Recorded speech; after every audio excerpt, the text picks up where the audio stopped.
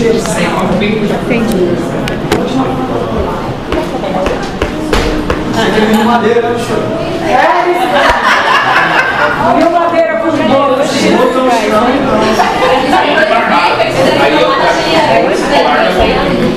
Ok, vamos lá. Gente, vocês foram apresentados a segunda doença autoimune mais comum da hematologia. Essa é a primeira, tá?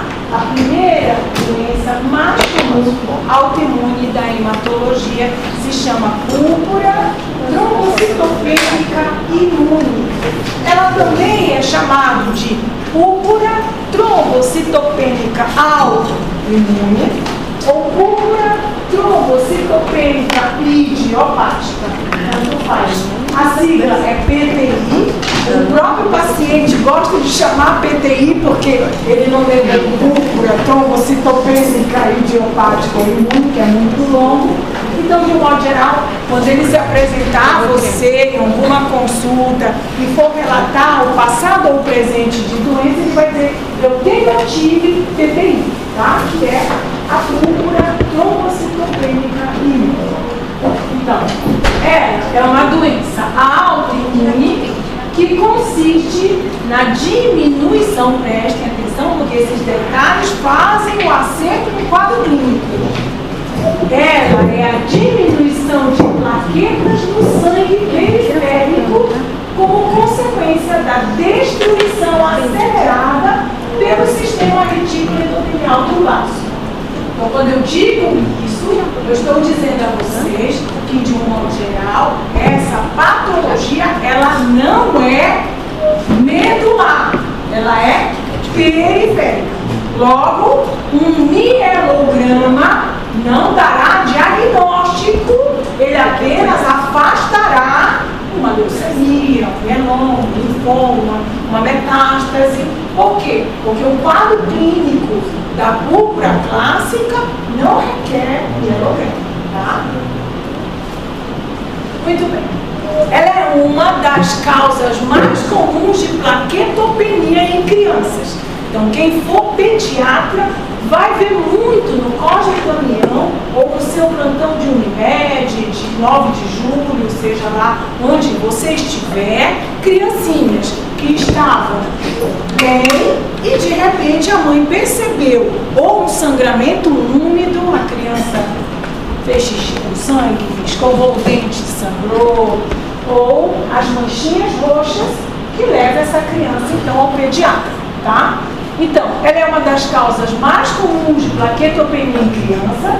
A incidência anual gira em torno de 3 a 8 casos. Então, a gente está sempre vendo púrpura, sempre sendo chamada por uma criancinha de púrpura. Às vezes, um bom pediatra ou pediatra que gosta dessa parte nem chama o médico, o hematologista, porque uma boa parte dessas PTIs em crianças são habilitadas, não precisa nem tratar. Mas a maioria, até para um respaldo, né, acaba chamando o hematologista para acompanhar junto, tá? Então, 3 a 8 casos por 100 mil crianças por ano, com maior frequência entre os 2 e os 5 anos de idade. Então a gente vê muito, tá? E o sexo que predomina na infância é o sexo masculino. Já no adulto, tanto faz. Se homem pode ser mulher. No adulto a incidência é menor, são 2 casos, né? 2,15 casos por 100 mil indivíduos. E de um modo geral a gente sabe, acabei de dizer que ela na criança, ela nem às vezes precisa de tratamento, é autoimunitária e fica curada. Já no adulto ela não tem essa mesma resposta. É muito comum no adulto a pessoa ficar com plaqueta baixa pro resto, tá? Ela não tem a mesma resposta. Ela pode ser dividida, a gente divide, e isso é importante na hora de você conversar com o paciente adulto que chega para você. Geralmente, quando eu estou no ambulatório e vem, eu digo: seu João, qual o motivo do seu encaminhamento? Né? Já que eu estou fazendo um ambulatório de especialidade, então a minha queixa principal ela se diferencia, né? Não é mais o que eu trouxe aqui, sim, o que encaminhar. Aí diz: o médico disse que eu tenho plaqueta baixa. né? Traz o exame e já mostra onde o médico viu plaqueta baixa. E aí eu já pergunto, há quanto tempo o senhor sabe que tem plaqueta baixa? Porque se ele me disser que tem mais de 6 meses, isso já é uma cronificação. E a chance dele ficar curado é menor. Então se ele disser, tem uns 3 anos assim, dificilmente qualquer medicamento lá passado a esse paciente vai ajudar. É melhor ficar sem nada, dependendo do valor. Eu até tento dizer a ele que é melhor ficar desse jeito, mas muitos pacientes têm muito medo. Então, às vezes, eu inicio alguma coisa, mas mostro que não melhorou, que ela teve mais efeito colateral do medicamento do que benefício. Então, hoje eu estou com uma mocinha assim. Né? Então, hoje ela só anda os hemogramas a cada 3 meses. Tá ótimo, tá 80 mil. Tá ótimo, tá 3 meses. Tá 70 mil, sabe? Então, a gente está só olhando. Porque se ela já tem uns 5 anos, não vai mudar. Muito bem. Então, a PTI, ela pode ser dividida em PTI aguda, né? Claro, né? De horas até esse período de 6 meses, e PTI crônica, além desse período de 6 meses. Sendo que a PTI aguda é aquele quadro agudo. Lembram da pergunta da prova? Há 30 dias, quadro agudo. A criança teve há 30 dias, quadro agudo. Agora, há 1 ano, ele já é agudo. A PTI aguda é uma doença comum na infância, eu abri dizendo isso, é a mais comum, né, da hematologia, de patologias benignas, e ela geralmente é desencadeada por virose ou vacina. Então, é outra pergunta que eu faço sempre quando vem a mãezinha com o seu bebê encaminhado por um pediatra ou clínico porque descobriu a PTI, né? Descobriu a plaqueta baixa. Eu pergunto, ou eu vou lá no Cosme Damião, parecer, eu chego lá, o bebezinho está todo pintadinho, e aí você diz, quanto tempo está assim? Doutor, tem 1 semana que essas manchas apareceram, né? 1 semana, tem essa coisa. Muito bem. Ele teve gripadinho até 30, 40 dias atrás, porque entendam, né, que a pergunta do tipo, ele esteve gripado, ela imagina que é agora. Não, você tem que dizer até 30, 40 dias atrás, teve, ou não teve. Aí eu digo, vacinou, né, porque geralmente são as vacinas para vírus que imunizam o paciente. Tomou vacina? Semana passada ele tomou vacina, sei lá, cachorro, alguma coisinha, e depois essas manchas apareceram. Então, a causa mais comum de PTI na infância é virose e vacinação. Claro, vai ter sempre aquela mãezinha que você vai perguntar isso e ela vai dizer, não, só aparecer. Porque realmente não tem uma causa, tá? Não quer dizer que ela não possa vir sem esses gatilhos de virose e de vacinação. Em adultos, gente, de um modo geral, eu estou sempre preocupada se é mulher em idade fértil, lúpus. A gente sempre investigará lúpus.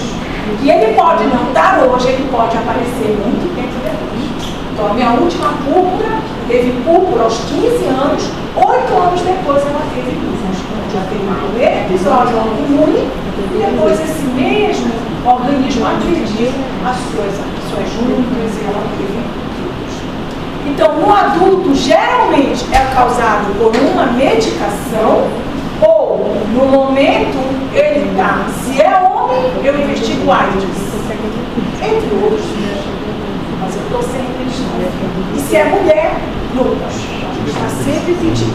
E mesmo que ela já esteja curada, você, por exemplo, né, jovenzinha, teve PTI, ou mulher, não tem, você está remetida, todo ano você volta um pouco de lúpus, um pouco de reumatismo. Está sempre repetindo os exames, porque um dia pode chegar. E claro, nos adultos, as drogas, né? Quinidina, as sulfas, a gente já viu sulfas envolvidas, né? Na anemia hemolítica autoimune, na aplasia de medula óssea. Então vocês veem que as sulfas, elas são bons antibióticos, mas elas podem realmente prejudicar o organismo. A PTI aguda, né? A destruição plaquetária, ela é súbita. Então a pessoa estava dormindo e acordou com ela, né? Porque entendam que às vezes ela é muito rápida. quando ela é muito rápida, ela também pode ser muito grave. Ela pode baixar demais as plaquetas e lhe causar risco de sangramentos ruins, né? Então, na PTI aguda, a destruição plaquetária é súbita e a síndrome hemorrágica é grave. Então, começam a surgir equimoses, púrpuras, petequias, hematomas, gengivorragia, hemorragias gastrointestinais, hematúrias, metrorragia ou iniciou a menstruação e não parou mais. Então, todos esses quadros são graves e o paciente vai parar no pronto-socorro, tá? Então, as equimoses de petequias disseminada, bolhas hemorrágicas na boca e sangramento de mucosas. Aqui só para vocês entenderem, o pacientezinho todo pintadinho, a isso nós chamamos de petequias, as maiores e as menores de púrpura. Ele vai escovar os dentes e de repente não para mais de sangrar, ele vai parar no pronto-socorro, esse sangramento, ou como eu disse, né? Não estava menstruada, nem tem manchinha e de repente começa aquela metrorragia e ela vai ao pronto-socorro e descobre no hemograma, já que é o exame que todos pedem, que a plaqueta está baixa. Aqui são as equimoses, olha esse bebê, né? Todo pintadinho. Eu costumo chamar as crianças de oncinha pintada. E aí, eu estava no supermercado, um rapazinho de 15 anos disse: a senhora não é a doutora Micucci? Eu disse: a senhora cuidou de mim. Eu digo: não lembra? Eu tinha 5 anos. Mentira, né? Eles crescem e eu digo: não lembro, claro. Aí a senhora me chamava de oncinha pintada. Eu digo: eu chamo para todos, oncinha pintada, né? Mas entende que eu não sabia que isso marcava a criança. Isso é bonitinho, porque marca, né? Então, ele falou: a senhora me chamava de oncinha pintada. Eu já chego falando: e essa oncinha pintada? Eu digo: porque realmente o corpo fica todo cheio das manchinhas e, de modo geral, eu brinco com as crianças chamando de oncinha pintada. Na PTI crônica, gente, o mecanismo autoimune já é de instalação lenta. Por isso que as pessoas nem sabem que tem. As plaquetas vão baixando ao longo dos meses, anos, até chegar no nível em que dá as manchas e aí ele procura o médico. Ou ele vai fazer um exame de rotina, um emprego, né, uma demissão e descobre plaquetas baixas. Então, a instalação é lenta e a trombocitopenia é progressiva, mas menos intensa. Nos casos idiopáticos, aí você não consegue determinar o que foi que ele teve, que assim, quando o paciente chega e diz assim: eu tenho há 2 anos isso, dificilmente eu vou achar a causa, né? Porque se for um vírus, já não existe mais. E às vezes eu só posso supor, por exemplo, eu peço sorologia V, C, HIV, retrovírus, citomegalovírus, aí está lá, IgG 750. Está alto, mas eu não tenho como afirmar se isso foi o que causou a púrpura, porque já faz muitos anos que ele tem. Então eu só posso supor que ele possa ter pego citomegalovírus que levou ele a fazer essa situação. Mas já não dá mais para supor o que foi que aconteceu. Tem maior prevalência, adultos, né? Em mulheres em idade fértil, entre 15 a 45 anos, pode aparecer em ambos os sexos e, apesar de ser mais prevalente, ele pode acontecer em qualquer faixa etária, tá, gente? Isso aí é só a maior prevalência. Mas eu posso ter aos 50, aos 60, aos 70, aos 80. E aqui, a gente já tem ambos os sexos acometidos dessa forma, tá? Bom, e a fisiopatologia? Né? Parece fácil a gente entender, né, que anticorpos foram gerados e que você então começou a destruir. Geralmente são anticorpos da classe GG, anticorpos que vocês já conheceram, né, na anemia autoimune, né, imunite autoimune, e esses anticorpos, eles são dirigidos contra as glicoproteínas dessa plaqueta, principalmente a glicoproteína 2B, 3A ou a 1B e a 9. Então, esses anticorpos são contra a minha plaqueta, se aderem, quando passa pelo baço, se conectam ao segmento FC e são destruídos. Então, essa é toda a fisiopatologia que você conhece, né? Vai para o baço e é destruída. Só que não é só isso. Por que a gente está trazendo isso? Porque vocês vão ver que muitos pacientes a gente manda, então, se é o baço que está destruindo as minhas plaquetas, não seria mais interessante fazer o quê? Isso, retira o baço então, não é verdade? Pois é, mas vocês vão ver que quando eu proponho aos pacientes retirar o baço, ele vai me perguntar, se eu tirar o baço, eu vou ficar curado? Eu tenho que responder 50% de chance. Por quê? Porque não é só isso. Os estudos, até hoje, a gente não conhece muito bem o nosso sistema imunológico e suas facetas, né? Então, se fosse isso, quando falhassem os medicamentos, porque ninguém quer ir para a cirurgia, não é verdade? Ninguém quer. Quando eu proponho que no futuro teria que tirar o baço do paciente, não quero, prefiro ficar com plaqueta baixa, ainda mais que a senhora diz que não pode ou não curar, e eu entendo, eu também não ia querer, eu na cuxa, se eu tivesse uma dúvida, eu ia querer tirar meu baço. Se eu pudesse viver com 80 mil, 90 mil, eu viveria. Claro, se fosse 2 mil, não dá para viver. Então a gente pensa nisso também. Então a gente vê que não é só isso, porque se fosse isso, a falha do tratamento medicamentoso, todos se curariam eu tirando o baço. Mas isso não acontece. Então, a patogênese da PTI, ela tem se mostrado complexa. Ela não é bem conhecida, a disfunção imunológica, na verdade, e ela tem potenciais relações com infecções causando, só que você pega uma infecção e não te causa. Então é o seu sistema imunológico que é diferente. Predisposições genéticas, nós temos PTI familiar, o pai teve, a filha teve, a mãe teve, a irmã teve, e nós temos a imunidade precária. Ou seja, ela se apresenta quando você está doente de alguma outra doença. Desenvolve quando você está com sepsis, você está com pneumonia, você está com doença de Crohn, entende? Você está tratando a sua imunidade. Já foi abalada, ela se manifesta. Então, ainda tem esse envolvimento na fisiopatologia que deixa a gente realmente sem compreender por que esse sistema imunológico tem essa disfunção. Então, não é tão simples, mas existe essa situação. Então, não está claro se a PTI é inicialmente causada por uma anormalidade da célula P, já que é produtora de anticorpo IgG. Por quê? Porque outros trabalhos mostraram, por exemplo, um distúrbio da célula T. Então você teria tanto a imunidade B, produtora de anticorpos, quanto a imunidade T celular comprometida desses pacientes. Aliás, cuja imunidade T é comprometida e eles fazem muito PTI. Outros trabalhos mostraram anormalidade na própria trombopoese, como se elas viessem defeituosas e ao passar pela circulação o baço não reconhecesse aquele defeito e retirasse essa plaqueta.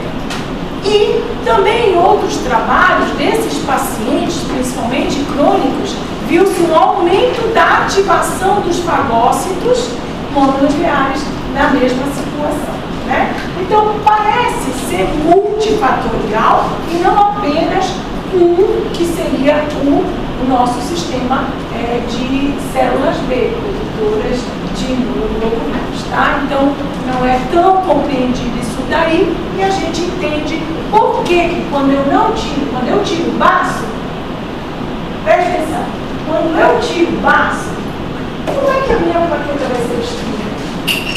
Já que eu estou dizendo que conceitualmente elas são diminuídas no sangue periférico porque o baço sequestra. E aí eu tiro o baço. Onde é que elas vão ser destruídas? Isso no amor? Quem mais? Fígado e na? Porque são os órgãos hematopoéticos. Então, é isso que acontece e a gente não entende por que, ué, se não era só no sistema epitelial, não, mas onde tem esse sistema epitelial, ela passa a destruir a plaqueta, mesmo assim, mesmo você tendo tirado o baço. Por isso que a gente fala que a fisiopatologia é complexa e que a onde a gente não entende muito bem por que o sistema imunológico se comporta dessa maneira. Bom, se você entende que púrpura, isso é importante para respostas de caso clínico. Se você entende que púrpura é a destruição das plaquetas no vaso, logo, a minha manifestação clínica, ela tem distúrbios da coagulação, não é verdade? Clinicamente, você vai ter sangramentos, mas às vezes o paciente chega sem nada. Então, o número de plaquetas nem sempre tem relação com o tipo de sangramento. Você entenderia assim, quanto mais baixa, mais sangramento. Só que às vezes o paciente chega com 30 mil, não tem nada. E às vezes chega com 50, está lotado. É complicadinho isso. Então, de modo geral, o sintoma que mais o paciente queixa, não é a criança, porque ela tem clique para tudo, é cansaço. Então, são pacientes previamente rígidos, eles não têm nenhuma queixa e começam a apresentar sangramento. Entenderam até aí? De um modo geral, é você que sai hoje, dorme, chega no fim de semana, você pega uma gripe e na segunda você está toda manchadinha. Eu vou te perguntar, vinha tendo algum sintoma? Não, eu só peguei uma gripe, tá? Mas o sintoma que mais eles relatam é a fraqueza. Então, os pacientes clinicamente estão bem, estão rígidos, estão normais, em termos sistêmicos e, em geral, sem febre. Porque você pode ter a febre da sepsis e ter plaqueta baixa. Você pode ter a febre da dengue e ter plaqueta baixa. Isso não é PTI, tá? Então, de modo geral, o paciente não se apresenta com febre. E, como nós vamos ver no futuro, você pode ter febre e sangramento e ser uma... Isso. Então, se eu botar o quadro clínico que o paciente se apresenta com febre, cuidado. Isso não está com cara de que seja uma PTI. De um modo geral, o paciente vem rígido, vem normal. Então, os pacientes estão bem em termos sistêmicos e sem febre. E há relato dessa fraqueza. Realmente dá uma sensação de indisposição. E a queixa de apresentação, ou seja, o que vai levar o paciente a procurar o médico é que ele começa a perceber as manchas roxas. E vocês vão ver que vamos ver leucemias com mancha roxa. E daí, esse diagnóstico diferencial vai ser importante na hora de vocês responderem as minhas questões. Tá? Então, a queixa de apresentação é sangramento de pele e mucosa. Vocês viram a aplasia com sangramento de pele e mucosa. Viram a aplasia com febre, porque não tem granulose, lembra? Tem infecção. E viram a aplasia com anemia. Aqui não há esse envolvimento. Quer dizer, até há. Porque a medicina é assim. Mas entendam como há. Preste atenção. Eu desenvolvi PTI. E eu não estou sabendo. Quando eu chego no pronto-socorro, eu estou com metrorragia. Isso vai me dar uma anemia. E aí eu chego, anemia, plaqueta baixa, pode ser PTI, porque a anemia veio da metrorragia. Mas, se eu estiver no pronto-socorro, essa mesma paciente chega para mim com anemia e plaqueta baixa e não exteriorizou sangramentos volumosos e súbitos, isso não é PTI. Entendeu? Não é. Isso está mais para leucemia. Então vamos lá. Tipos comuns de sangramento vocês já viram: epistaxis, gengivorragia, menorragia ou metrorragia. Lembrando que menorragia é durante o período menstrual e metrorragia é fora do período menstrual. Equimoses, púrpuras e petequias. Então, sinais: fraqueza. Ou sintoma: fraqueza. Sinais: Menos comuns, hematúria, sangramento gastrointestinal, hemorragia intracraniana, que mora o perigo. Porque quanto mais baixo o nível de plaqueta, mais chance de você fazer um sangramento grave para dentro da cabeça. A sorte, gente, é que é raro. Embora você possa pegar pacientes com 1.000, 2.000 de plaqueta, lembra do normal? Isso. Veja o quão grave essa plaqueta está baixa. Então, abaixo de 5.000 plaquetas, a chance de você sangrar o sistema nervoso central existe, embora raro. Mas existe, eu não posso pensar que você vai fazer a raridade. Eu tenho que te proteger, tá? Então, isso é menos comum, mas acontece. Tá? Se você me perguntar quantas das minhas púrpuras eu já perdi para hemorragia intracraniana, eu vou dizer para você. Ela internou e ela fez a hemorragia. Eu nem tenho de ajudar. Mas não é como. Foi? 5 mil. Vocês vão ver que daqui a pouquinho vai aparecer.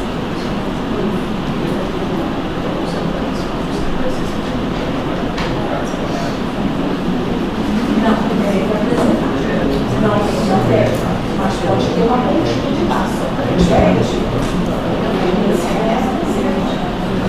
Mas de modo geral,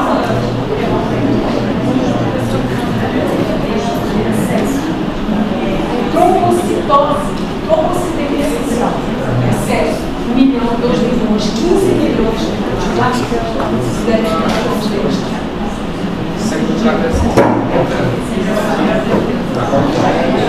Vamos lá? Então veja, de sintomas, fraqueza, né? Ou até os sintomas normais, vacina, aquela historinha que deixa a gente às vezes com esses sintomas. Exame físico, preste atenção. Isso que eu coloquei ele sozinho. Exame físico. Não há achado de exame físico além do sangramento. Logo, se eu colocar um quadro para vocês de plaqueta baixa e eu disser que no exame físico tem baço, fígado, linfonodo, febre,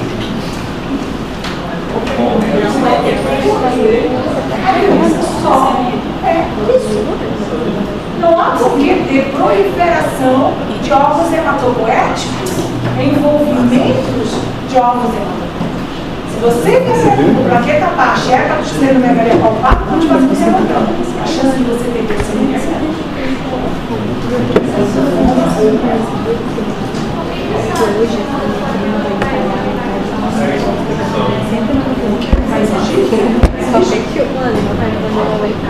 Porque não há tempo de aumentar. Tudo na medicina é tempo, por isso que é importante. Como ela é uma doença aguda, o vaso não tem tempo de aumentar, porque foi agudo. Se ela fosse uma doença crônica e arrastada, à medida que o vaso fosse destruindo, ele vai aumentando, ele vai aumentando. Só que como você já manifesta hemorragia, dificilmente você tem tempo de aumentar o vaso. Mas ele poderá sim estar aumentado. Só que mesmo, se ele estiver aumentado, eu vou atrás de outro. Porque não é o comum.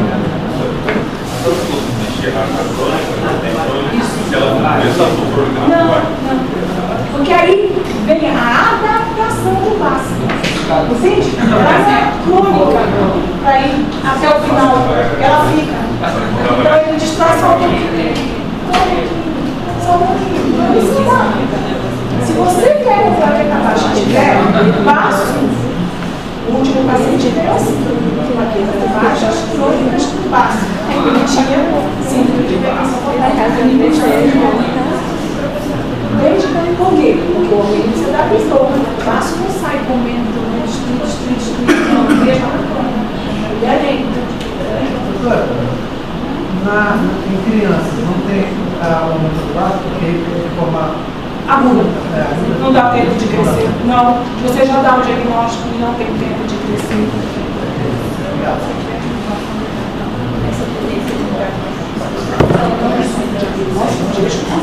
Você tem examinamento. Entende?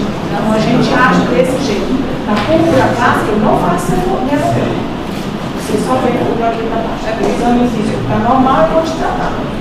Você veio com a plaqueta baixa de outra coisa, eu vou até te dar mais PTI, no máximo, na unidade. Posso até te tratar, aí você não vai responder. Porque isso não é, se a culpa do iceberg de uma coisa que está escondida. Então eu vou ficar acompanhando você. Exame físico. Não há outro achado ao exame físico, além daquele relacionado ao sangramento. Cadê o horário? Para ter casos mais, não menos frequentes, pode estar associado a uma doença. Agora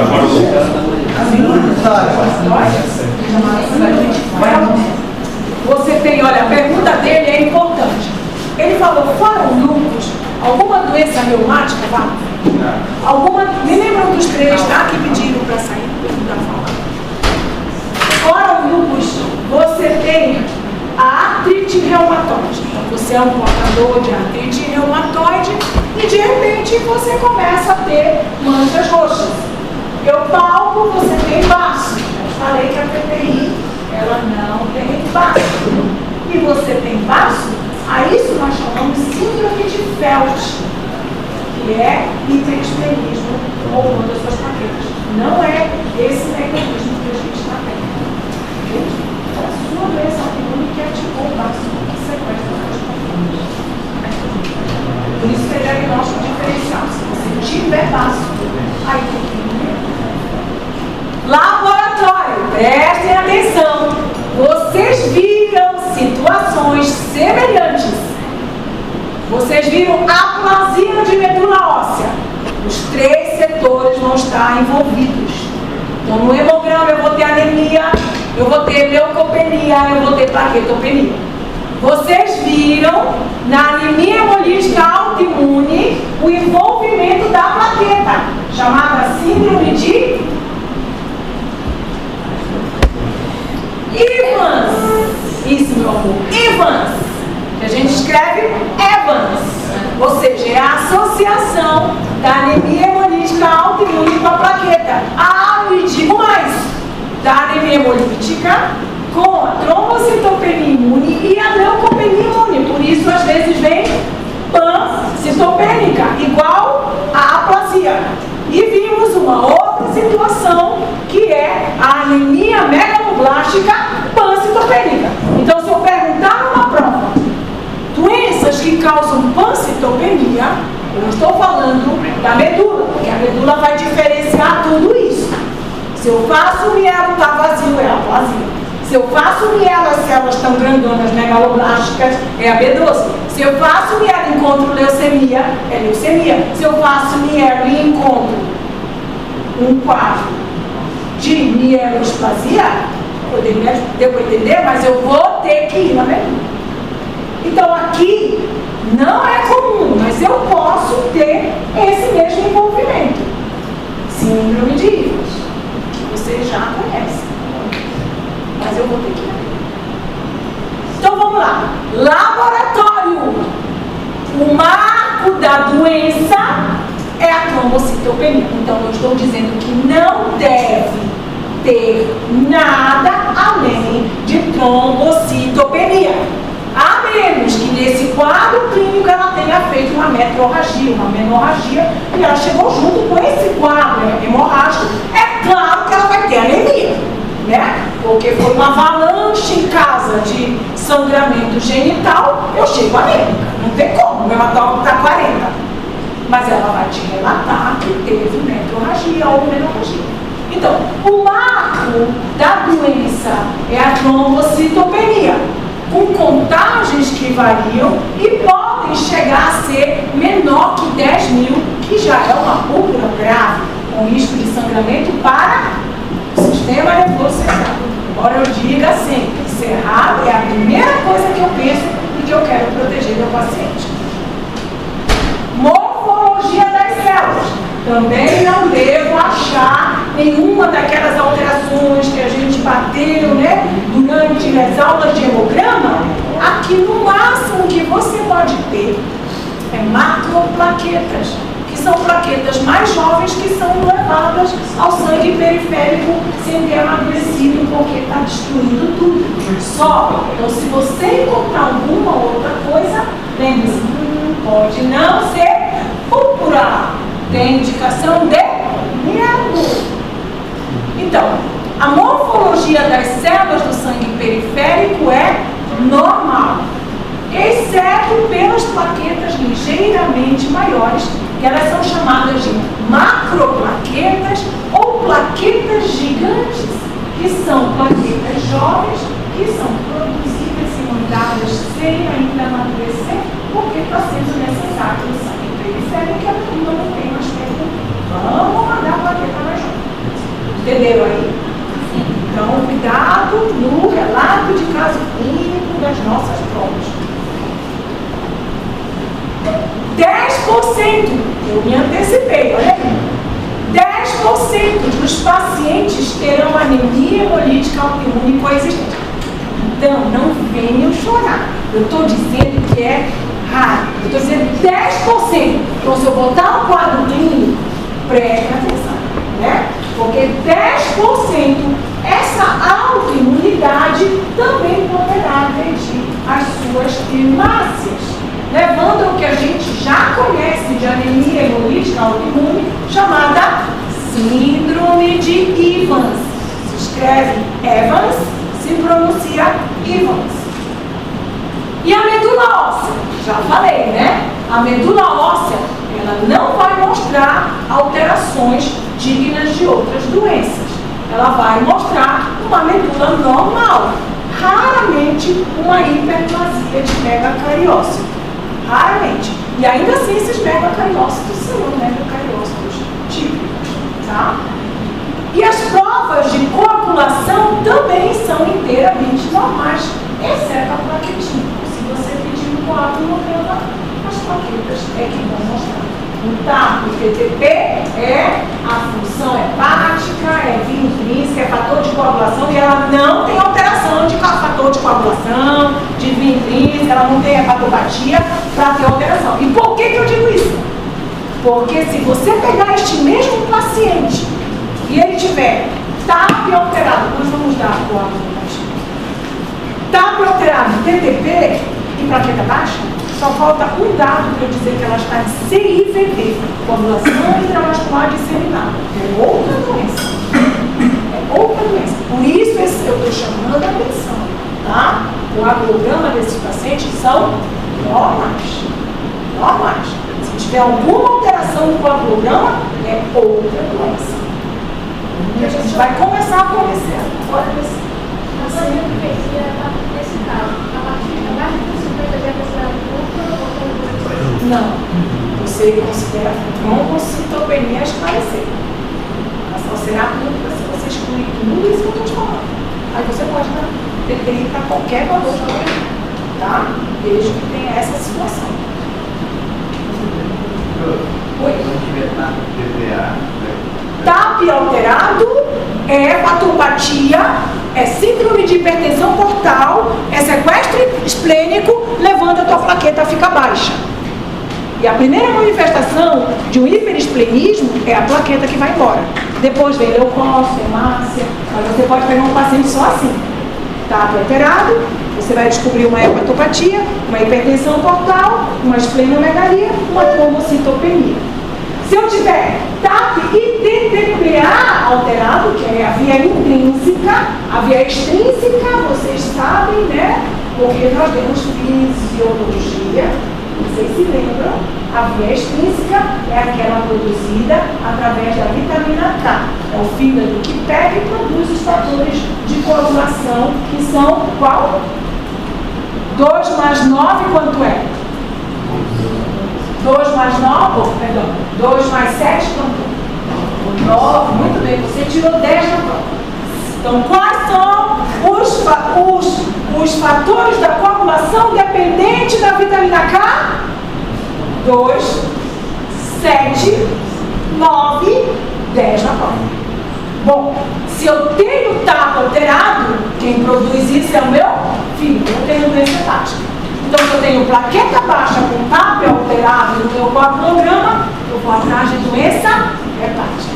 Se eu tenho plaqueta baixa, TAP alterado, TTPA alterado, eu tenho coagulação traumática disseminada. Ou seja, todo o teu sistema de coagulação está comprometido. Câncer, sepsis, pós-cirurgia e assim por diante. Aqui só para ilustrar, de um modo geral, quando eu olho um campo, eu tenho um megacariócito. Essa célula linda é a maior célula da medula óssea.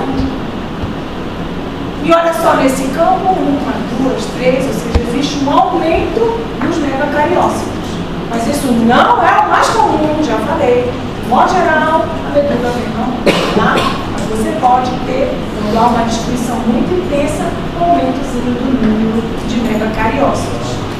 Mas eu não encontro blastos, parasitas, células de leucemia, infiltração linfomatosa, células de mieloma. Entenderam? Eu não vou encontrar nada. Minha medula é normal. Apenas eu encontro um discreto aumento do número dos megacariócitos. Diagnóstico. É o que alguém já tinha me dito logo que a gente começou. Ele é o diagnóstico de exclusão. Então, se eu tiver sinais e sintomas, vocês vão descobrir qual é o sinal, qual é o sintoma mais comum das doenças linfomatosas. A gente vai ter febre, perda de peso, sudorese. Se ela tiver isso não é PTI. Se ela tiver plaqueta baixa, febre, perda de peso, sudorese, isso não é PTI. Se ela tiver plaqueta baixa, que linfonodo megalia, isso não é PTI. Isso é outra coisa. Então vamos lá. O diagnóstico de PTI é de exclusão e sugere uma suspeita clínica. Então eu estou diante de um paciente que tem suspeita de PTI. Logo, quando eu olho aquele paciente entrando, cheio de pintinha, eu vou pensar, isso é uma PTI. Só que o exame físico e o histórico desse paciente pode me levar a não pensar nisso. Por quê? Porque eu tenho que excluir as outras doenças. Então eu vou sempre perguntar, tem íngua? Sabe o que é? O paciente sabe assim, o senhor tem íngua? Não. O senhor está tendo febre, perda de peso, sudorese noturna profusa? Não. O senhor estava doente antes da cura? Não. Ah, isso é PTI. Aí eu vou lá e examino. Encontro um baço? Encontro volto de novo. Isso não é. Ou então, não encontro um baço, não encontro um fio, não tenho livro. Não, isso é PTI. Eu nem preciso ir na medula. Eu posso fazer meu tratamento. Por quê? Porque isso foi a minha suspeita e eu excluí as doenças mais envolventes. Então, o diagnóstico, história clínica, vamos repetir de novo. Sintoma de sangramento isolado, sem outras manifestações sistêmicas. Aí aqui eu volto para você. Você comparece ao pronto-socorro com plaqueta baixa. Só que quando eu vou conversar, você tem dor articular. Você tem foco de sensibilidade. Você tem racho lá. Eu estou diante de um lúpus. Um lúpus causando plaqueta baixa. Entendem? Então, história clínica. Sintomas de sangramento sem outras manifestações de doença sistêmica. Por quê? Porque se eu tiver, isso é uma complicação dessa doença, não é PTI. Entendeu? Muito bem. Ao exame físico, a ausência de hepatosplenomegalia ou linfonodomegalias. Não tenho nada disso. Não tenho que ter nada disso. Se tiver uma pontinha de alguma coisa, eu vou querer isso. Então, plaqueta isolada apenas. E o exame de hemograma, ou seja, de sangue periférico, com hemácias e leucócitos normais. Se tiver alguma alteração, como eu disse, isso pode até ser PTI, mas eu vou ter que fazer as exclusões. Plaquetas isoladas, exame de esfregaço de sangue periférico, hemácias e leucócitos morfologia normais que não sugerem outra etiologia. E quais são essas doenças que eu precisarei lidar como diagnóstico diferencial? A gente já vinha puxando, né, de vocês um pouco da memória e do raciocínio clínico. Olha quem aparece aqui, a aplasia de medula óssea. Não dá plaqueta baixa? Dá. Exame físico é sem nada? É, mas vai ter comprometimento nos outros setores. Anemia e leucopenia. Mielodisplasia. Mielodisplasia é uma doença que você tem um envelhecimento da medula em que os nossos genes dentro das células têm dificuldade. Sabe o que é uma quadrilha? Quadrilha de festa junina? Não, essa é mais bonitinho. Uma quadrilha de festa junina, eu comparo a quadrilha com uma mitose. Né? Cada um pega seu par, é isso? Balance, isso. Então, na mielodisplasia, o que acontece? Quando as células entram em prófase, telófase, anáfase, metáfase, ou seja, entram em mitose, os seus genes estão idosos. Por isso que a gente diz que não existe anemia do idoso, existe mielodisplasia. Então, os seus genes estão míopes, eles estão idosos, eles já não vão encontrar, porque está cheio de catarata o olhinho dele. Então, quando na hora de pegar seu par, ele pega o braço de um cromossoma que não era o par dele. E essas mutações, e às vezes são muitas mutações, geram o quê? Uma medula cheia, só que ela não consegue se dividir a ponto de povoar o sangue periférico. Então, quando eu vou na medula, porque eu estou suspeitando de que existe uma doença, eu vejo uma célula com 3 núcleos, com 2 núcleos. Ela conseguiu dividir o núcleo, mas ela não conseguiu dividir o citoplasma. Então, o que a gente entende? Ela não consegue dividir, maturar e povoar o sangue periférico. Então, eu posso começar a mielodisplasia desse jeito.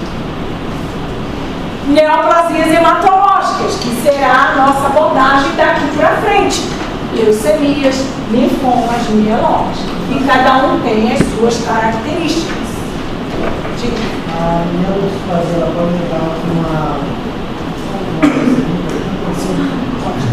no futuro, toda a mielodisplasia evolui para ou aplasia, para de vez, ou seja, dividiu errado e depois não divide mais.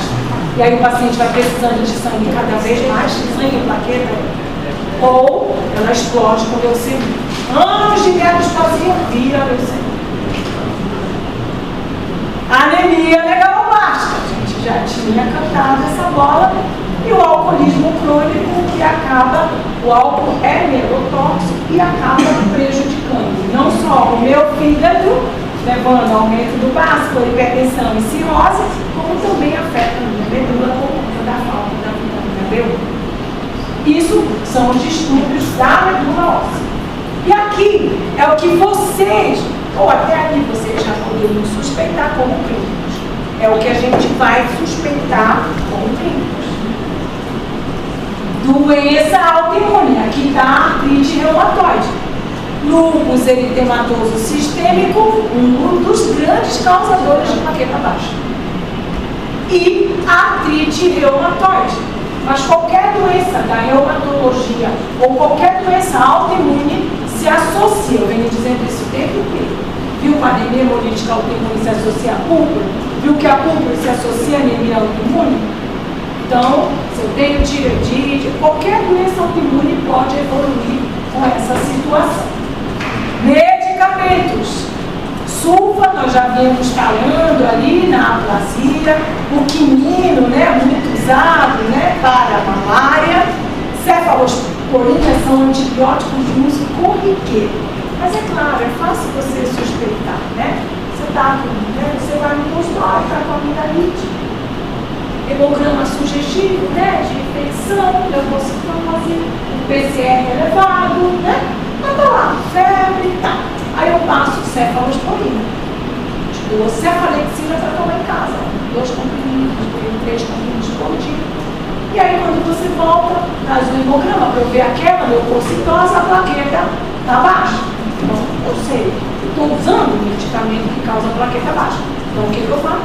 Suspendo o medicamento, tá? Então, existe esse envolvimento do medicamento, mas não é difícil de você supor que aquela plaqueta baixa foi porque você iniciou o medicamento.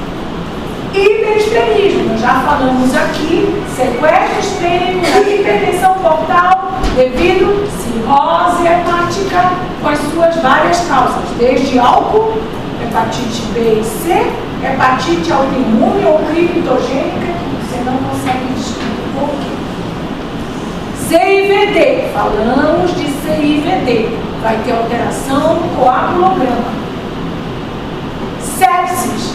Sepsis leva a plaquetopenia, ou consumo infeccioso. Mas é outra coisa que você sabe está diante de uma infecção. Então, você é um infectologista, ou você é um clínico geral e está lidando com um paciente de sepsis. Você faz um hemograma, a plaqueta está baixa, você não vai chamar o hemato. Você vai fazer o quê?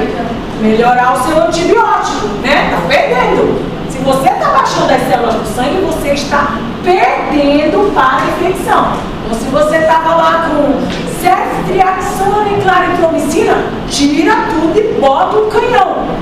Entende? Bota o meropenem, o ertapenem, ou seja, bota antibiótico bom porque esse paciente está entrando em sepsis. Então, você não chama o hemato. Você sabe que aquela trombocitopenia não é púrpura, ela é um consumo infeccioso.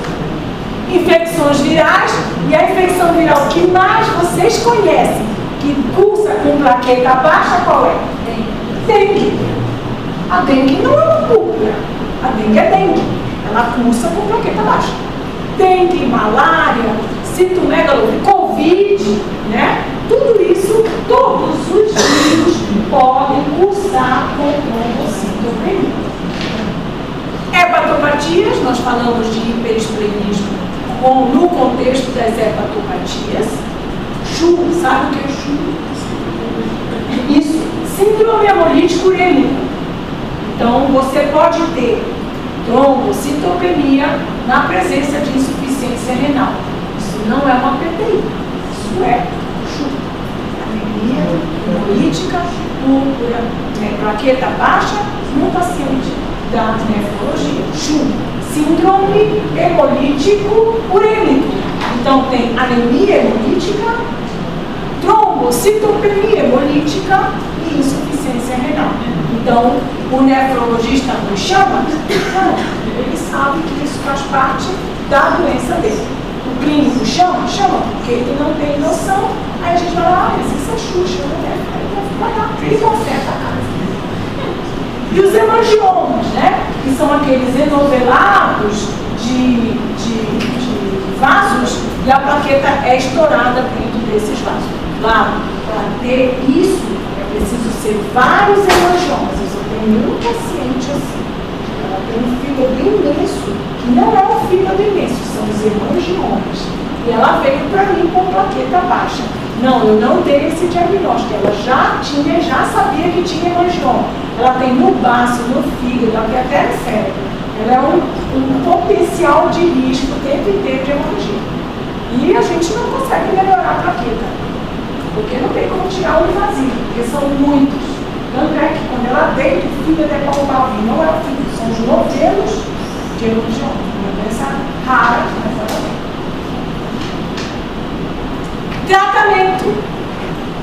Bom, como eu falei no início, as crianças afetadas não necessitam de tratamento medicamentoso, sendo que 80 a 85% dos casos em criança tem resolução espontânea. O que não quer dizer que esse pediatra não possa tratar, porque vai na cabecinha dele, né? Mas de modo geral não precisa. Ela vai baixar e depois ela vai subir. Claro, se baixou abaixo de 20 mil, entra com tratamento por conta do risco de sangramento para o sistema nervoso central. Preste atenção. Então, 80 a 85% dos casos têm resolução espontânea da doença dentro dos primeiros 6 meses. 15 a 20% persiste com trombocitopenia além de 6 meses. Então essa criança vai ficar com a forma crônica e não vai curar. Então a gente já até sabe, aquela criancinha em 6 meses não curou, a chance de não ficar curada é grande. Entretanto, existe cura com o crescimento. Então, muitas vezes eu tenho que apaziguar aqueles pais, né? Que querem porque querem tratar, e a criança tem 60 mil com aquele de para com isso, vamos só observar, né? Ela vai ficar bem. E ela realmente volta ao normal. Mas às vezes não, se transforma numa doença. Como é feito o tratamento? De um modo geral, corticosteroides. Então, a gente inicia prednisona, 1 a 2 miligramas por quilo de peso. É isso que a gente faz. Mas se você chegar, isso via oral, mas se você chegar com menos de 20 mil ou de 20 mil para baixo, eu vou fazer venoso. Oral, eu já inicio, e o venoso, porque ele te tira dessa situação mais rápido. Como é feito o venoso? Dexametasona, 40 miligramas EV, 4 dias, ou metilprednisolona, 1 grama EV, 3 dias. Então você chega com 5 mil plaquetas, eu quero tirar você do risco de sangramento, eu faço o oral e já faço o venoso, para tirar você, porque você tem esse risco, embora a gente saiba que é raro. Eu não vou contar que você veio com uma loteria para ser você a fazer o sangramento do sistema nervoso central. Então, se tiver menos de 20 mil plaquetas, eu vou fazer os 3 minutos? Não, ali é ou, tá? Ou a sexa, isso. Na realidade, assim, ó, a hemato usa muita dexa, tá, gente? Mas a reumato, por exemplo, a lúpus, ela usa muita metil. Isso é a escolha, tá? Ambos são excelentes. Não, é ou, tá? Ou faz a dexa, ou faz a metilprednisolona. Então, vamos lá. A contagem de plaquetas começa a subir em 1 semana. E a resposta é vista em 3. Então eu vou dar a dica. O paciente vai perguntar: quanto tempo eu vou ficar tomando a prednisona? Qual é a resposta? Oi? Qual é a resposta? Não. 9. Não. Não.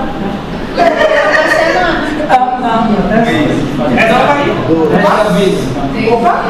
Foi tu falou. Alguém falou. Até normalizar a sua plaqueta. Entendeu? Eu estou dizendo que a média é isso, tá, gente? Então, ela começa a subir com 1 semana e depois, em 3 semanas, você vê a resposta completa. Só que tem paciente que leva mais tempo. Então, quando o paciente pergunta, eu vou dizer: você vai usar até as plaquetas normalizarem, leve o tempo que levar dentro desses 6 meses. Eu não vou insistir, né? Eu estou no 3º mês e ela continua com 80 mil, eu não vou insistir. Gente, os corticosteroides têm efeitos colaterais terríveis. A partir de 30 dias, eles começam a ter efeitos colaterais terríveis. Os primeiros efeitos, na primeira semana, no primeiro dia, lembra da fraqueza? Ele não queixa de fraqueza? Quando eu dou prednisona no outro dia, ele diz: nossa, eu estou tão bem, a plaqueta continua 5 mil. Nossa, eu estou tão bem.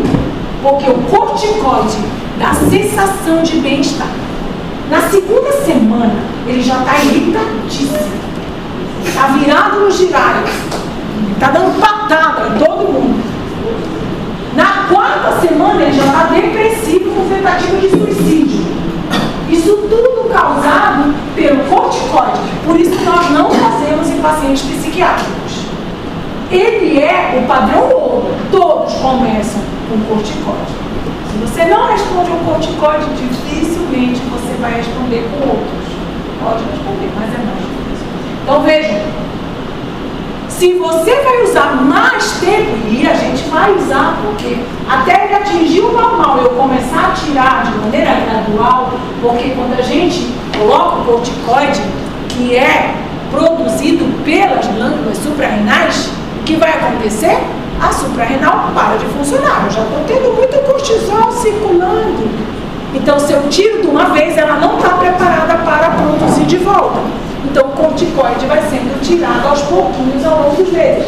Então o paciente começa a ficar com um xingoide, bochechudo, barrigudo, com giba, com aumento da gordura na saboneteira, estria, aumento da pressão, diabetes, glaucoma, catarata precoce, osteoporose. Então, dificilmente um paciente, quando eu relato isso, ele vem com 80 mil plaquetas, que ele já tem há 3 anos, ele quer dar tudo. Eu digo assim, tá, eu vou tratar, mas eu vou te dizer os efeitos colaterais. Quando eu falo que aumenta o peso, deixa pra si mesmo, né? Melhor não tomar. E o outro problema é quando é adolescente, que ela sobe na balança, que ela se enxerga que na escola estão dizendo que ela está inchada. Se ela for uma moça que não tem uma segurança na sua autoestima, ela finge que toma, ela não toma, a mãe não vê, e eu vou ter problema. E ela não cura, e ela não cura, e ela não toma. Escondida, ela joga fora. Porque dá tudo isso, não tem jeito, mas cura com a doença. Então, para convencer um aborrecente, e outra coisa, todas as vezes que eu passo, eu digo, dá mau humor. Então, eu olho para o paciente e digo, peça desculpas. Ninguém é obrigado a curar mau humor de remédio. Então, quando você se estressar, quando você se acalmar, você vai lá e pede desculpa dos seus pais. E eu viro para os pais e digo, a primeira opção é a prednisona, desde que ela não seja de plaqueta abaixo de 20 mil. Se tiver abaixo de 20 mil, eu entro com a parte venosa. Ele é a prednisona. Aí ela, né? Sim, porque ele vai dar aquele pico de bloqueio dos anticorpos mais rápido, mas eu não vou poder prolongar. Então eu já deixo o corticoide oral embaixo, porque quando eu tirar ele já tem o nível da prednisona no sangue. Aí, não sei, só para mim, a prednisona tem ela de endovenosa também ou não? Não, a prednisona é o mesmo corticoide, mas ele não se diz venoso. Venoso ele tem esses outros nomes. A dexametasona? Isso, é prednisona, dexametasona, metilprednisolona, hidrocortisona, tudo isso é corticoide do mesmo jeito, do mesmo efeito. É porque no caso que você tem a parte fenológica, a gente entra com a fenológica e mais a bioral. Isso. Aí não pode, o mesmo pode ser uma prednisona bioral e endovenosa. Isso. Não prednisona endovenosa, ou dexa, ou metilprednisolona, elas têm outro nome. Obrigado. Muito bem. Terapia em altas doses deve ser mantida até normalização dos valores. Não é 3 semanas, é até a normalização. Por quê? Em 15 dias, se você volta com 300 mil plaquetas, eu já vou começar a redução. Mas se em 40 dias você volta e tratar 120, eu não vou tirar nada. Dá mais um mês com corticoide. Então, quando eu mantenho, até quando eu mantenho essa dose alta de corticoide? Até a normalização dos valores. E depois que normaliza, eu vou retirando 5 ou 10 miligramas de vez. Então eu faço assim. Beleza, olha, tá ótimo a sua plaqueta. Você está tomando quanto? 3, doutor. Então vamos para 2,5, semana que vem eu te vejo. Aí traz outro exame. Beleza, tá ótimo, 320 mil. Então estava tomando quanto? 2,5. Então vamos para 2. Deu para entender? Mas olha o que acontece. Quando vai chegando em 20 miligramas, às vezes ele não aceita essa redução semanal. E aí você volta. Está tomando quanto? Estou tomando 1,5, né? Aí eu digo, tá bom. Então volta, tira esse meio e volta. Quando você volta, a plaqueta de 300 caiu para 190. Tá normal? Tá, né? Só que caiu muito. Entende? Não é só paciente da especialidade. Entende? Tá normal. Mas 190, para quem tinha 300 e pouco, caiu mais da metade. Então ela diz, vamos tirar mais meio? Eu digo, não, segura aí. E aí, em vez de eu baixar para menor que 20, E em vez de eu vê-la com uma semana, eu já vou ver com 15 dias. Aí ela chega com 15 dias, ela está com 280. Beleza.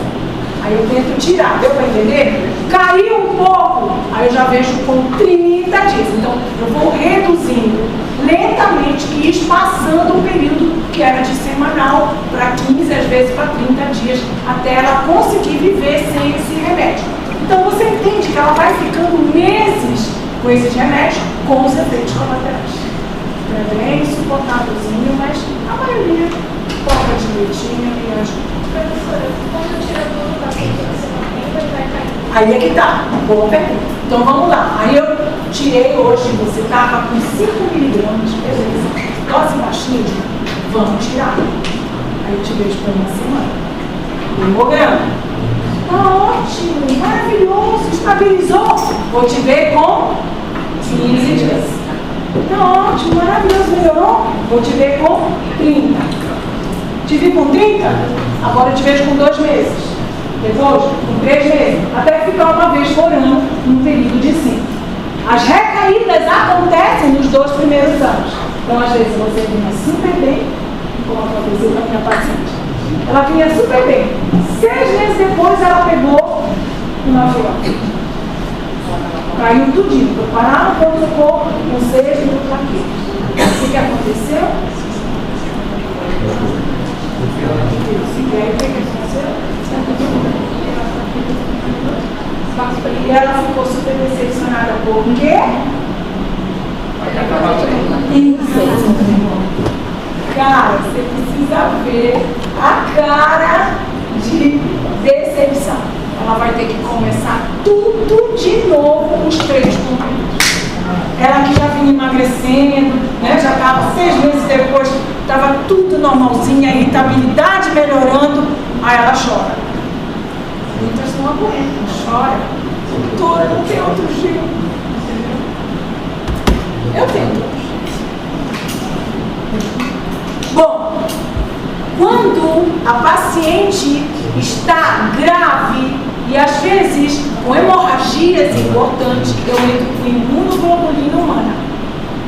A imunoglobulina humana, ela não serve para tratar, ela serve para tirar o paciente daquela situação, porque ela é efêmera, entende? Então, a gente só usa você falhou tudo, vai ter que ir para a esplenectomia, que a sua plaqueta é 20 mil.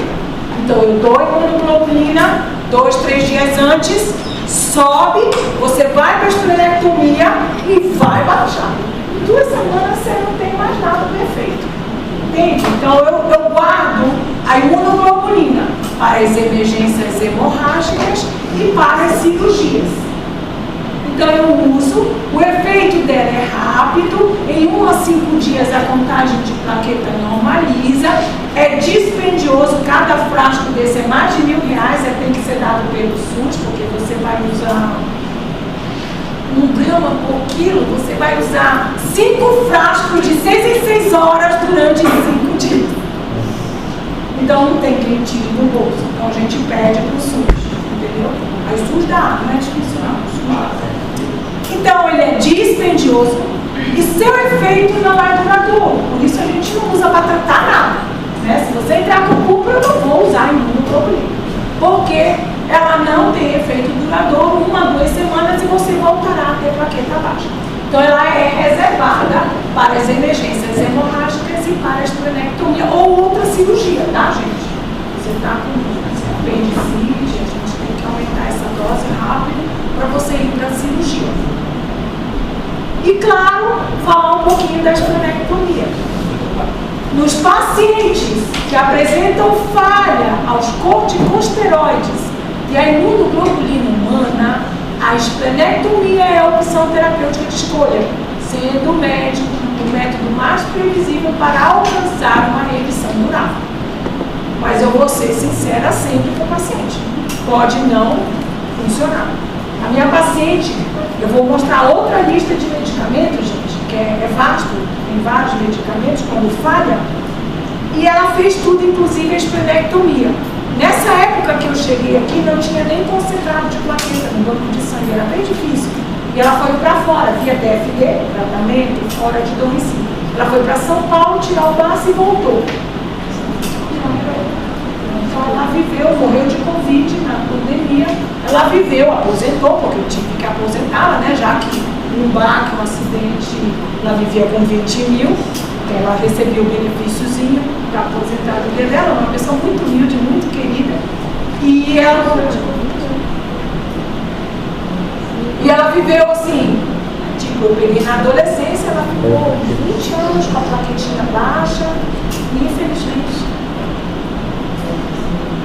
Esse é o medicamento mais novo, caríssimo, mas a gente consegue pedir pelo SUS justificando que eu já fiz todos os medicamentos possíveis e imagináveis e o paciente pode solicitar do SUS e a gente consegue. O Eltrombopag é um fator de crescimento de megacariócitos. Ela é uma tipo eritropoetina, fator de crescimento de eritrócitos, tipo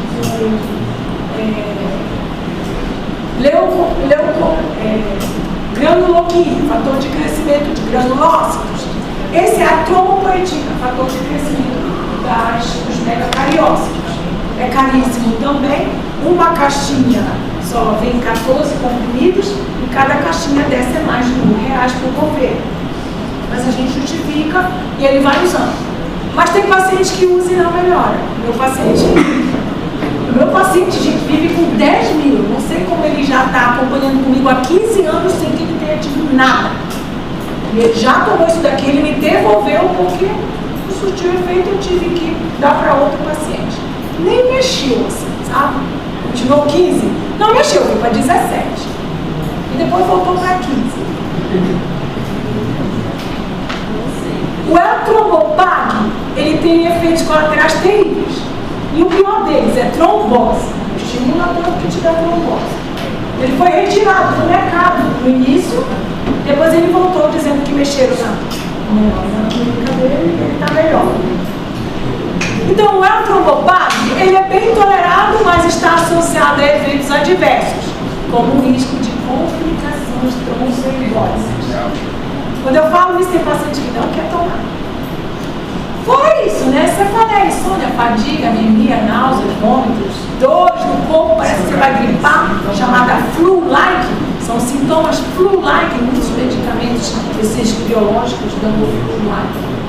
É o síndrome gripal que nunca chega. Mas você sente o corpo todo doer como se fosse gripar. Todas as vezes você toma um pouquinho desse. E aqui, gente, são as outras drogas, olha. O Mabitera, o Intuximab, é um anticorpo monoclonal. Cada caixinha é R$5.000. O Mabitera. A gente consegue, via judicial, mas a gente consegue. A gente reserva, claro, para aqueles casos em que o paciente é grave. Meu paciente usou. Esse que do Eltrombopag, ele já fez tudo que é medicamento caro, mas não adianta. Mas é raro isso. Azitromicina, ciclofosfamida, danazol, vincristina, cloroquina, dapsona, tudo quando falha a gente vai testando. Lembrando o que eu havia dito, se falha o corticoide, dificilmente você consegue uma boa resposta com outros medicamentos. Mas você pelo menos sofre um pouco mais e vive um pouco melhor com esses outros medicamentos. Azathioprina é caro, tem que ser dado pelo SUS. Ciclofosfamida é um quimioterápico, para conseguir uma discussão, porque o governo diz que é quimioterápico e a gente mostra os artigos de que pode ajudar e eles não querem liberar e assim vai. Vincristina é quimioterápico, uma vez por semana, 4 doses. Eu imploro o governo, não dá e a família tenta e compra, porque já são 4, a família dá um jeito e compra.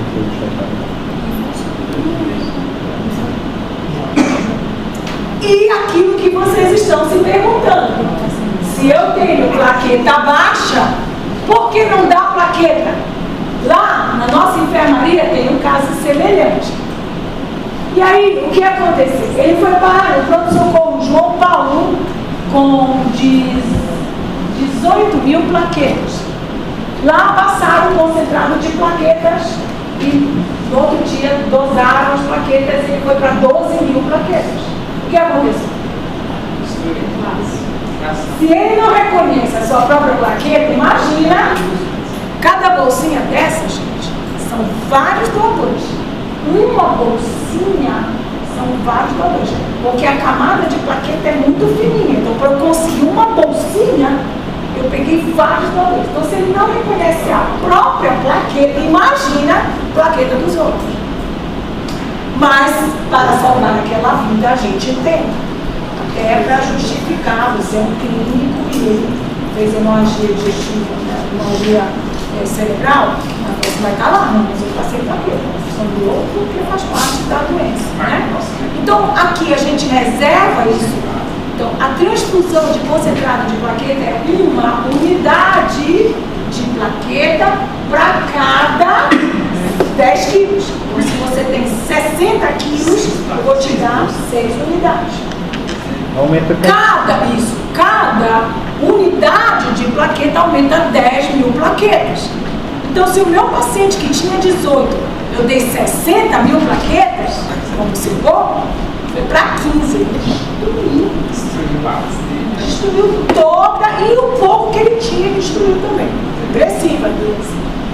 Raramente usada.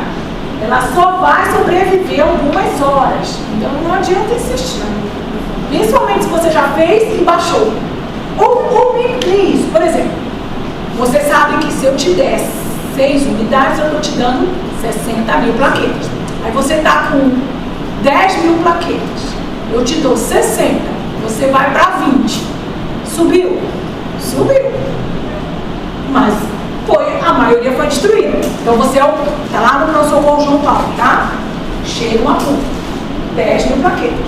Você está autorizado, supostamente, para lhe proteger a passagem, não é isso? Logo a passagem. Mas eu sou amado, eu carimbo lá e depois eu vou lá no juiz e digo, não, eu faço por isso, mas tudo bem. Aí você passa, foi de 15 para 20, não insista, tá? Deixa e não passa mais. Porque ela destruiu 40 mil plaquetas. Se você insistir, ela vai destruir o resto. Então, só é reservado nos casos de hemorragia grave. Por exemplo, você chegou com metrorragia.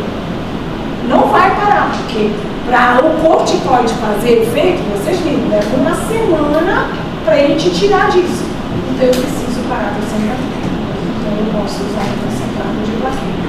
Mas vai cair naquela mesma situação, tá? Se baixou, não usa mais. Só usa uma vez, tenta outro anti-hemorrágico, mas não usa mais. Então, é reservado para os casos de hemorragia grave. Sistema nervoso central, por exemplo. Então, na grave é mais fácil usar a solução. Oi? Na fase grave é mais fácil usar a solução. Ele leva tempo para ajudar. Então é concentrado mesmo. É o jeito. Esse é. Não tem ponto de correr não, criatura. Você aposta. Você passou lá de 15 e foi para 18, beleza. Subiu 2, tá bom. Não passo mais. Porque senão vai para 10. Mas você fez o que tinha que ser feito.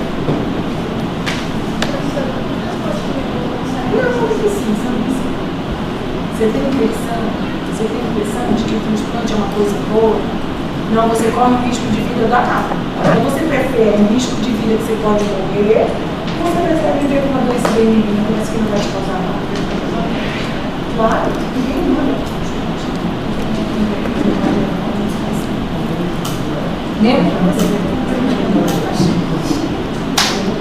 Bom, o prognóstico, gente, é bom, viu? É uma doença curável, é uma doença benigna, não se transforma em nada, tá? Não vira leucemia, essas coisas. A principal preocupação é com a hemorragia cerebral. Venhamos batendo nessa técnica. Que pode tornar-se um risco quando a contagem é abaixo de 5.000. É quando o hemato usa aquilo, tá? As pessoas estão utilizando.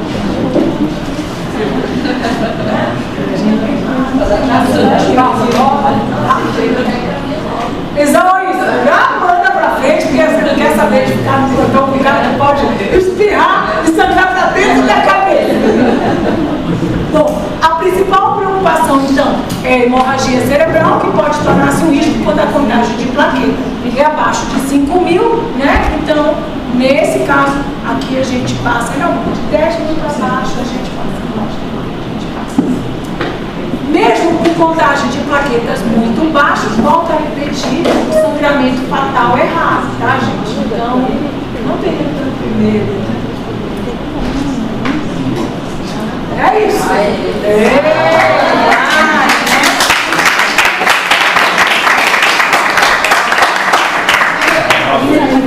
Tinha que mostrar, né? Senão eu mergulhei com os leões marinhos. Como estão aqui.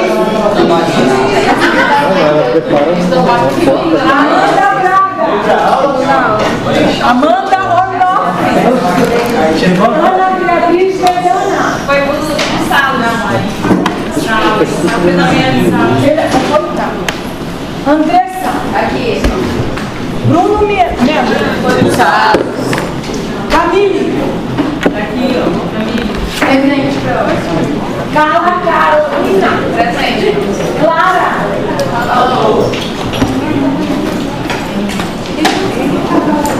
Crisley. Presente.